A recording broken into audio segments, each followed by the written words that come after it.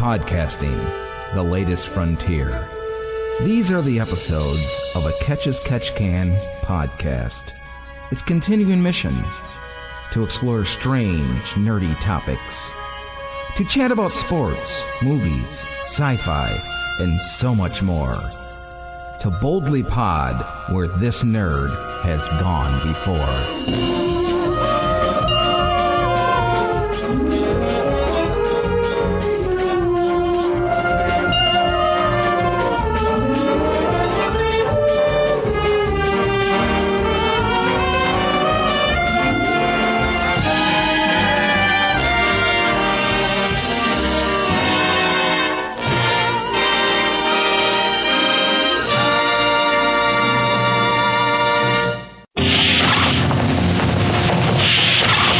Captain's Log, pod date 0505.19. On this episode of Too Boldly Pod, we're going to be pretty heavy into the sci-fi aspect of this podcast. But you know what? I'm going to toss a little Too Boldly Pod question or two in just to make things a little more fun. One thing we're going to discuss is, of late, I've been getting annoyed at some things in some of these social media sci-fi groups that I belong to, and I'm going to take this opportunity to rant about it.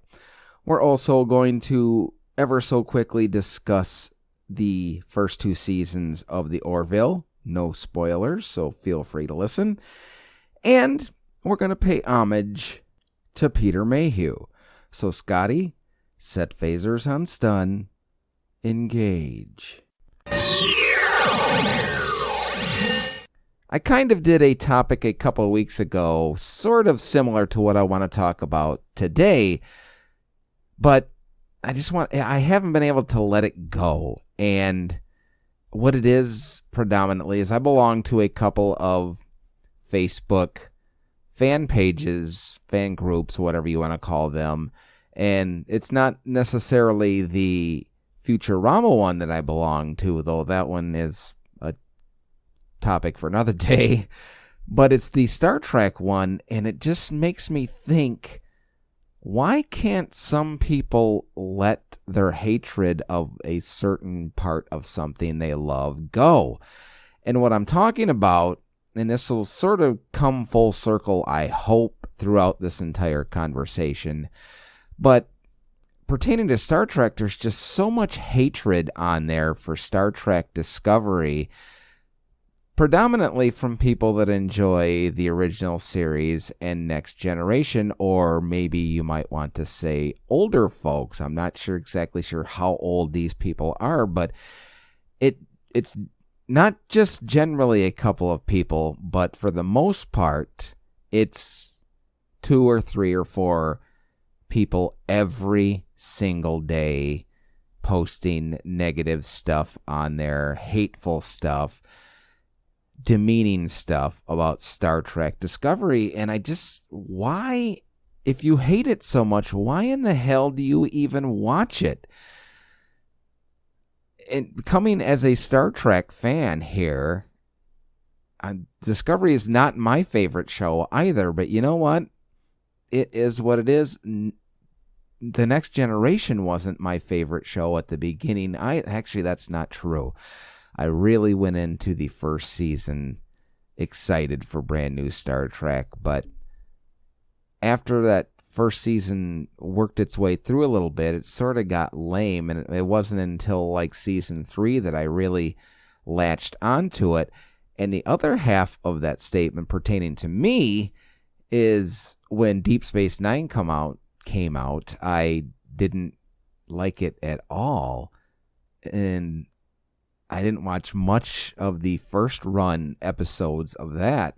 It wasn't until after the fact that I watched it again on reruns, and that's really where I fell in love with it. And to go along with Discovery, there's so much hate for Voyager as well.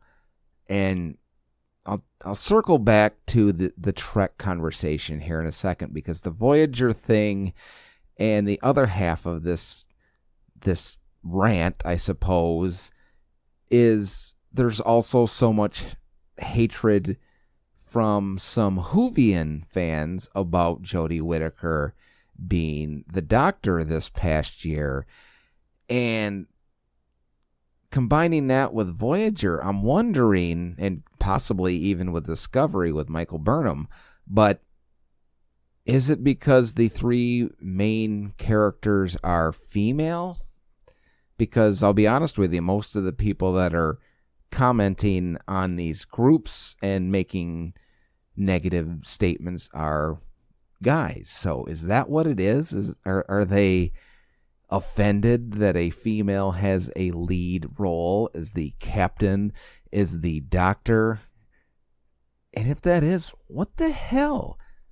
And taking it back to the Star Wars thing, if you love Star Wars so much, you love the premise of the show, and that is a future where we are all one and united. So why are you so angry about a female lead in the show? Now, I should say right now that I don't reply to these comments because I get too angry. So I just let them go, and I've actually contemplated leaving the Trek group because it gets so nasty in there, and I don't do well when people get nasty in that situation. I won't say that I'm not somebody that likes to debate, because I do. I like civil discourse, and people these days just can't seem to have civil discourse, and it's okay to disagree. It's okay not to like something. So what is it about the new Doctor Who and Star Trek Discovery, and even Voyager for that matter, that people just can't stand and have to get online and rail against? And the only thing I can come up with is the female aspect of it. And if that's it, you know what? That's pretty ignorant, because it is what it is. It's a TV show. It's something that should give you hope and entertainment and not make you sit there and get all sorts of angry. I don't know. Maybe I'm totally wrong on this entire rant, but I don't think I really am. But if you do have a thought about it, or maybe you think I'm totally wrong, let me know on Facebook or Twitter at TooBoldlyPod, and possibly we can revisit this farther down the road. And after all, let's just live long and prosper, folks. This past weekend, I finally caught up and finished season number 2 of the Orville, and I just wanted to take a few minutes here to share some thoughts about it. Now, if you haven't watched the Orville yet, I implore you, well, let's put it this way.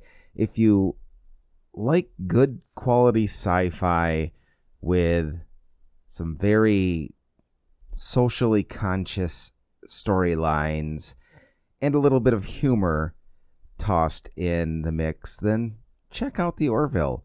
I know some people out there have been avoiding it like the plague because they just think it's a cheap copy of Star Trek, but let me just put it to you this way. There's all this, it sort of goes hand in hand with our discussion that we had, my rant, you could say, about the chat rooms and whether they don't like Voyager or Discovery, or even Jodie Whittaker as the latest incarnation of the Doctor on Doctor Who. And just give it a chance. If you enjoy the original Star Trek, if you enjoy The Next Generation, if you enjoy any incarnation of Star Trek, but yet you've been avoiding the Orville, give it a shot. And I'll say this right off the get-go. Season 1 kind of started out as much people kind of expected it to, with a Seth MacFarlane created show with a lot of Family Guy type humor. And as the first season went along, it kind of backplayed, backseated, backstoried, backchanneled back and forth. No, okay, I'm done with the back. Never mind. It sort of shoved the humor to the back and sort of subtly threw it in there on occasion. And I had read and heard from people that Seth MacFarlane really wanted to do a serious sci-fi show without any of the humor that he's famous and popular for, but he didn't think the network would go for it so much, so he sort of pitched the original idea of the Orville that we've seen in the first few episodes. And as he's gone along, he has erased a lot of the humor. It's still there subtly in a few spots, and that first season, I can see where it turned a lot of people off, but as that first season came to an end, I thought it was really getting good. And let's fast forward to this season, the second season, and it was really, as a whole, I'm not going to go episode by episode, but I will say, as a whole, it's been a fantastic little science fiction show. So I'm extremely pleased with it. And I talked to my buddy Mike for a little while about this, and he said that he sort of agreed with it. He wasn't sure he liked the humor at the beginning, but this past season has sort of really made him love the show quite a bit. I don't know if I'm ready to say I love the show yet, because it's not one of those... It hasn't got to the point for me where when a new episode comes out, I have to make time to watch it, which I suppose is the way of the world these days with Netflix and Hulu and everything like that. So I sort of binged watched season 2 in a couple of stages to get through it. But I really do enjoy the show. And if you don't know the show, it of course, as you probably do know, it stars Seth MacFarlane as Ed Mercer, Adrian Pilecki as Commander Grayson. Now, Halston Sage was in the show as Alira, and I never really found anything online as to why she was written out of the show and they got a new security chief, but she did come back for a sort of cameo in the last episode of season 2, and that will be a little bit that I will discuss that I thought maybe they could have done a little better, in my opinion. That the last 2 episodes of season 2 were sort of a timelines episode, if you will. It was something happened in the second to last episode that sort of screwed up the timeline. So I'm trying to do this without spoilers. So the whole season finale was trying to fix the timeline. Now, I'm not going to give spoilers, so I'm not going to give any of these sort of theories that I might have about the series, but I will just say this. They ended on a strong note, although I do think they could have maybe expanded that last couple seasons a little bit, or last couple episodes a little more. But you know what? It is what it is. I did ask some people what they thought, and my friend Kate replied, "The Orville is fantastic. I just think it's an amazing show. I'm particularly enamored with the use of orchestral music throughout, but between that and the amazing effects, I keep thinking how expensive it must be. This season has been particularly strong. I think they've done a good job of pivoting to a more serious sci-fi show. Something that has struck me over the course of these past several episodes is Kelly is really kicking some leadership ass. She is so competent, confident, has such a good head on her shoulders that recently when she pointed out that Ed doesn't always make the best command decisions, I couldn't help but note how she always does. She's the one making all the good command decisions. I have come to the conclusion that Kelly would make a better captain than Ed." Thank you, Kate. And then her and I sort of privately went on to discuss the last couple episodes. And maybe after a while, I'll go back and give you some Orville theories about that. But I know it's been picked up for a third season. I think the second season sort of proved it can be a great little sci-fi show. And if you haven't watched the Orville, do so. It's available on Hulu, or if you have a cable provider that offers it on demand, check them out. I think you'll enjoy them. If you like Star Trek, say if you like Star Trek The Next Generation or even the original Star Trek, I think you will really enjoy the Orville. If you have any thoughts you'd like to share about the past season or the first two seasons of the Orville, let me know on Facebook or Twitter at Too Boldly Pod. You made a fair move. Screaming about it can't help you. Yeah, it's not wise to upset a Wookiee. But sir, nobody worries about upsetting a droid. It's because a droid don't pull people's arms out of their sockets when they lose. Wookiees are known to do that. And the reason I played that is most of you know that the actor that originally played Chewbacca, Peter Mayhew, passed away this past week, just a couple days before May 4th. And I'm not going to sit here and talk a lot about, because, Chewbacca is one of those characters that we all loved. I don't think you could really find anybody that hated or disliked Chewbacca. But what I did say on Facebook is really all I want to say with this, other than to pay honor to him by playing that clip. I posted, R.I.P. Peter Mayhew. Many a human, young and old, lost a piece of their youth today. Rest in peace, Chewbacca. He was 74 years old. We have a twofold Too Boldly Pod question this week, so I guess we have Too Boldly Pod questions. The first one, I stated, I will be going to see Yes for the 22nd time in July. What performer have you gone to see the most? Kate answered Kenny Loggins, and that's only 3 or 4 times. Noted author and comedian W.C. Hoffman replied Bare Naked Ladies 13 times. My friend Narek replied They Might Be Giants. She didn't say how many times. Kelly replied, I saw Dada, Rush, and Yes twice. Also saw the Van Halen reunion and the Sam and Dave tour, if that counts. And author Paul Canellis replied, Van Halen. Yes, folks.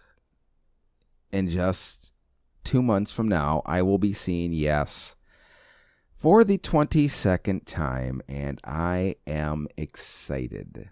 Now, the second Too Boldly Pod question is actually from 2015, and it wasn't necessarily a Too Boldly Pod question, but it had to do with Star Wars Day. So I asked on May 4th, 2015, with it being Star Wars Day, if it were real, what would you be? A Jedi, a Sith, a Rebel, a Stormtrooper, a various alien, or a droid? And I got quite a bit of replies back then to that. Kate replied, I would be a pilot in the Rebel Alliance. Lucy replied, a various alien that eats Jar Jar Binks. Andrew replied, a nerdy rebel, and happy to be one. My friend May replied she'd be Sand. Sandshoes replied, Jedi. Not the whiny Anakin Jedi, but the smooth, wisecracking Obi-Wan Jedi. I'm not going to edit that. John replied, a Sith Stormtrooper. Tim replied, a smuggler. Han Solo. Vance replied, Jedi. Why? I don't know. Dawn replied, what if I want to be Yoda or Jabba the Hutt or even Princess Leia? Next question, please. Okay, smartass. Dorothy replied, I like Tim's answer. I would be a smuggler with a big-ass Wookiee as my co-pilot. Rob replied in Ewok, Kim replied in Ewok, and Kathy replied R2-D2, the crafty little droid. So thank you all for answering that. That was a fun one for here on Star Wars Weekend. I hope you enjoyed this episode of Too Boldly Pod. Hope you caught my drift, got my little rant about female leads in science fiction shows. I hope you enjoyed my conversation, my chat about the first 2 seasons of the Orville. And I hope you enjoyed our fun little Too Boldly Pod questions for the week. Yesterday being May 4th, I thought it was fun to throw that second one out there just for Forces and Awakenings. See what I did there? As usual, I don't have a close for this show, but you know what? Since it is Star Wars Weekend, I will close with do or do not. There is no try. I'll talk to all of you next time. WLLP Spock Rock Radio.